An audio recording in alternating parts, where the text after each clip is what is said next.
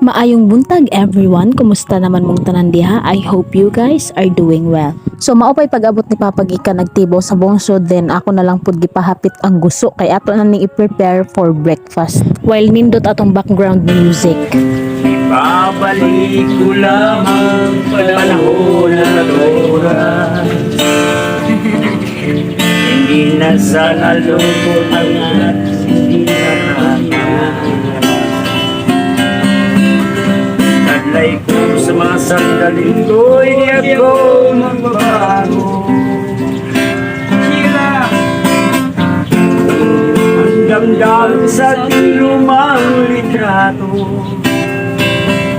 Ngunit sa'yo, iwan ko, ikaw ba'y ba nabuhat nang tayo magkalayo? Kapit kamay, tayo dalawa, nangangiti at kapwa masaya. At ang tunay na pagmamahal, kalarawan kahit kubas na, mabalik ang ligayang lipas. Salamat sa larawang umas.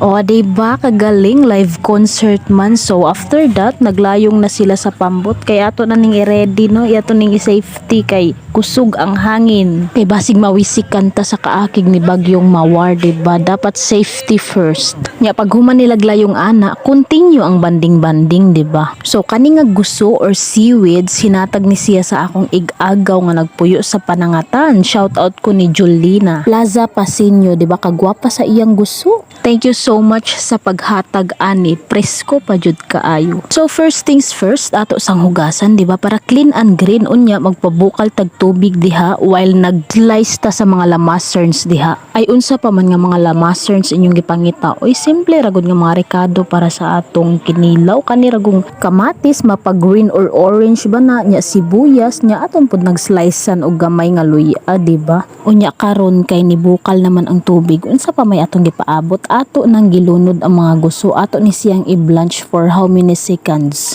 Kadali ragod ato lang tansyahon nga muhumok-humok siya gamay, then para matangtang pud ang gagmay nga mga kagaw-kagaw kay naa pa man na siya mga katol-katol, diba? Then anay mo kay ukayon, halo lang nga halo, halukay ng halukay, halasigi hanggang sa maging malambot lahat, diba? Og unya it depends kung unsa ka humukon imong gusto nga ma-achieve, diba? Kay may buot naman ka charbito. So imo na siyang haunon, then ibutan sa palanggana, then imong bubuan og tubig aron matangtang ang pagka-slimy niya, diba? Madawi pangga di lang pud nang grabe ni mga pagpabukal no, kay base nag-ighawas nimo na liquid na di ay tanan, kay dali ra kay ni siya mahumo. Maong dapat from the very moment nga imo siyang gipabukalan ayog biyai kay mamiyay ra ba ka charbito. So mauto ang mga lamas nga gikinahanglan og karon mag-start na tag slice ani into bite size. Kay lain pud kaayo og dako kaayo no, dili nimo siya i-slice makaingon man siguro magkaon nga katamad ba sa nag-prepare ani, oy, diba? Lami jud bitaw ning kinilaw nga gusto no, makaingon jud ka nga kani akong gipangita. So nag-add di ay ko dihag onion leeks kay lami na siyang i-add sa imong kinilaw, then ako nang giyabo ang atong maging slice nga gusto, then ang luya og ang onion,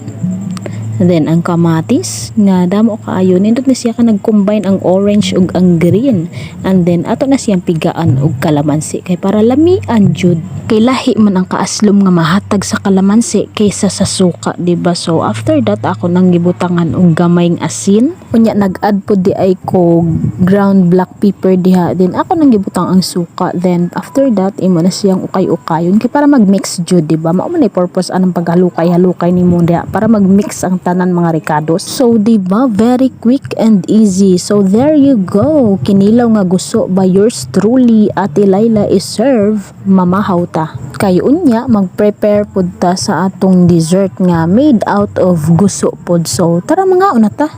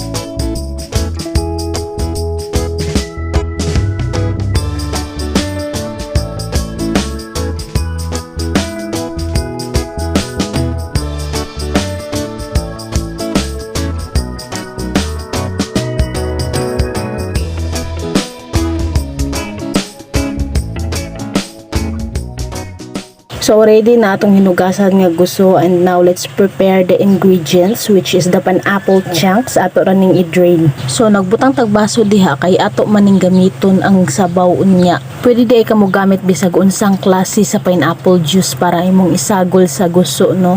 Kaning ako ganing gigamit nga alanganin jud ang iyang sabaw ani, pero kay maura may available diri sa kusina. Then nag-slice pud kog kalamansi diha, mga 10 or more kalamansi imong gamiton, no, kay depende man na sa kada mo sa gusto nga imong gipabukalan.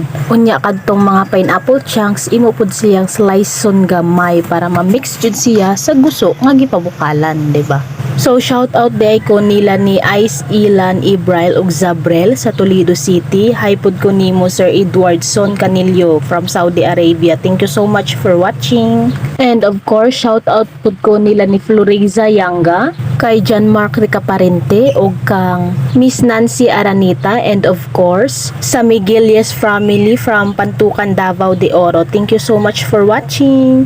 Basta makabasa ra kog usa ka comment and makadawat kog usa ka like, ma-motivate dayon ko nga magama na pud kog lain nga video, di ba? Kay naay naganahan, at least man lang naay naka-appreciate sa akong effort, di ba? So thank you so much guys for watching my videos. So ikaw kung ganahan ka nga magpa-shoutout, because that's what I like, no, kana mag-shoutout, just comment your name and location and ato nang tag doon, di ba? So at this point nalunod na ang mga gusto dito sa nagbukal-bukal nga tubig, no. So ato ni siyang sausawan isa ka bisis kay para matangtang ang iyang pagkamaalat.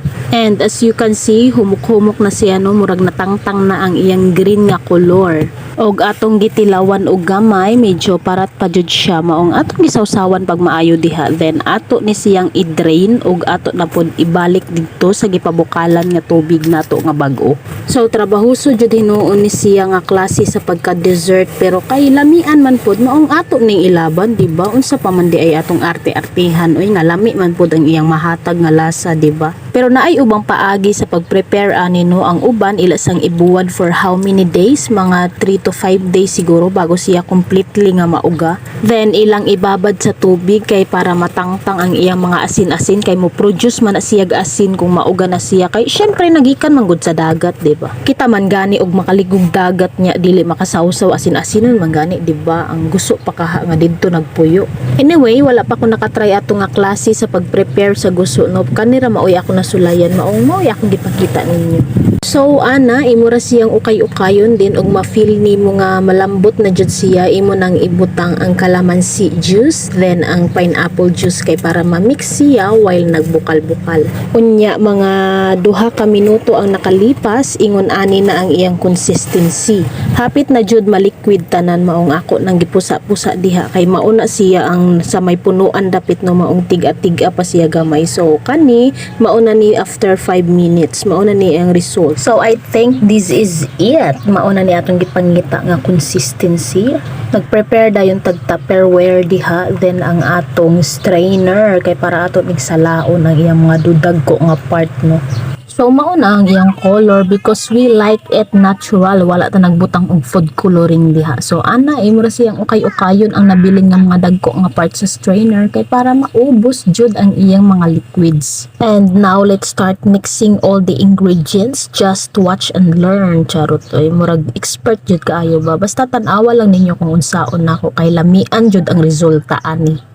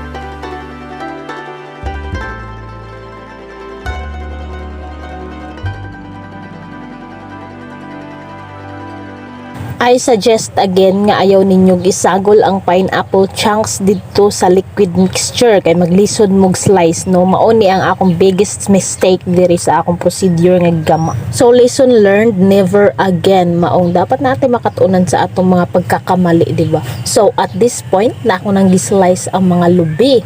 Mga jod nganong mga nga usara man na oy char bitaw. So ana ako nang gibutang diha ang mga gislice nako nga lubi. Then butangan po na natong cheese unya no para lamian kaayo ba din mag-add tag condense ana libre natong snacks. So kaniya klase sa panghimagas is recommended jud sa mga tao nga dili gusto og grabe ka tamis. Perfect jud kaayo ang iyang lasa ani labi nag-imo pa siyang ibutang sa refrigerator, di ba? Pero kay wala man tay refrigerator diri ato lang siyang gikaon direct pero lami gihapon oy.